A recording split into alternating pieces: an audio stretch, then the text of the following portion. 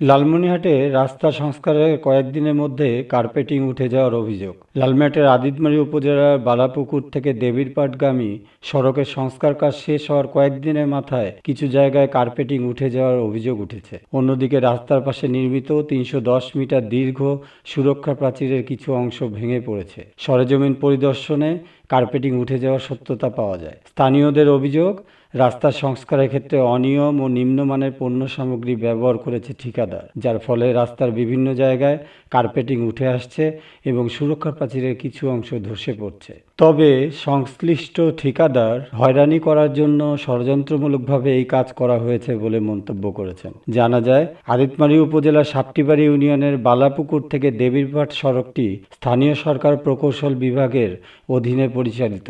১.৯৮ kilometre দীর্ঘ এই সড়কের সংস্কার কাজ গত ২৭ ফেব্রুয়ারি সম্পন্ন হয়েছে। ৯০,১২,০০০ টাকা ব্যয়ে এই প্রকল্পটি সম্পন্ন করার দায়িত্ব পেয়েছিল ঠিকাদারি প্রতিষ্ঠান হেনা ট্রেডার্স, যার স্বত্বাধিকারীর নাম আবুল কাশেম কাজল। এ বিষয়ে কথা হয় এলাকাবাসী, সাপটিবাড়ির ইউপি সদস্য আলম হোসেন, সংশ্লিষ্ট ঠিকাদার ও লালমনিরহাট এলজিইডি নির্বাহী প্রকৌশলী মোহাম্মদ কাউসার আলমের সাথে।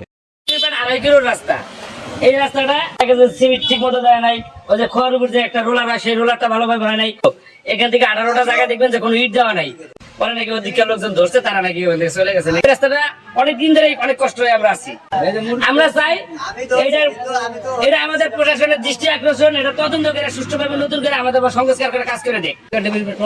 রাস্তা দুদিন হয়, আজকে গাড়ি এখানে ব্রেক করার পরে পিছনে চলে যাচ্ছে। কাজটা আবার নতুন করে আমাদের কাজটা ঠিক মতো হোক।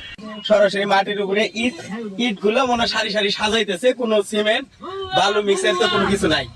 সরাসরি এই যে এইরকম এরকম এই যে ইট গেঁথে গেঁথে রাখছে। এই দেখেন, এই যে এরকম সরাসরি মাটিতে ঢালাই দিয়ে রাখছে। তারপরে এই পাঁচিল দেওয়া হবে। এখানে গাঁথনি তো দূরের কথা, সিসি ঢালাই নেই, ব্যাস ঢালাই নেই, 5 ইঞ্চি গাঁথনিও নাই। এই দেখেন, এখানে কোনো সিমেন্ট নেই, ডাইরেক্ট ইট দিয়ে দিচ্ছে। জনগণকে যে মনে করেন কাজের নামে জাস্ট একটা ধোকা দিয়ে ফিরে গেল ঠিকাদার। দেখেন না, এখানে ট্রাক এসে ব্রেক দিছে, একটা লোড ট্রাক এসে ব্রেক দিয়ে এটা উঠে গেছে। তারপরে জনগণ এটা বুঝতে পারছে, আমার এখানকার এই ঘটনাটা জনগণ তারপরে বুঝতে পারছে। হাত দিয়ে তুলতেছে, ভাঙতেছে, যে যেভাবে পাচ্ছে ক্লিয়ার পূর্ণভাবে আবার সংস্কার করা লাগবে, সেই চাই আমার দাবি। ক্ষতিগ্রস্ত কেউ যদি করে বললাম দিয়ে তুলি, আর করার কি আছে বলেন? জনক কেউ যদি বললাম ঢুকি দিয়ে রাস্তা ক্ষতিগ্রস্ত করে, তারা কিছু আছে? আমাদের কাজটা আমরা সুন্দরভাবে করে আসছি। এখন যদি কেউ করে থাকে, এটা এরকম কি বলার আছে বলুন? বুঝলাম তো ওটাই। এখন যেহেতু করতে আবার পুনরায় ভালো করে দিতে হবে। এখন অফিসকে জানাইছি, অফিস দেখতে দেখি তুমি কি করা লাগে করে দিবে। আমার তো মনে হচ্ছে পরিকল্পিত ভাবে করছে, হ্যারাসমেন্ট করার জন্য পরিকল্পিত ভাবে করছে। আমি যতদূর বুঝি আর কি। হ্যাঁ, অবশ্যই আমরা ওটা রেকটিফিকেশন করার চেষ্টা করব, যেহেতু ঠিকাদারের পেমেন্ট এখন পর্যন্ত আমরা পরিশোধ করিনি এবং তার ডিফেক্ট লাইবিলিটি পিরিয়ড আছে। দৈনিক আজকের বাংলা .net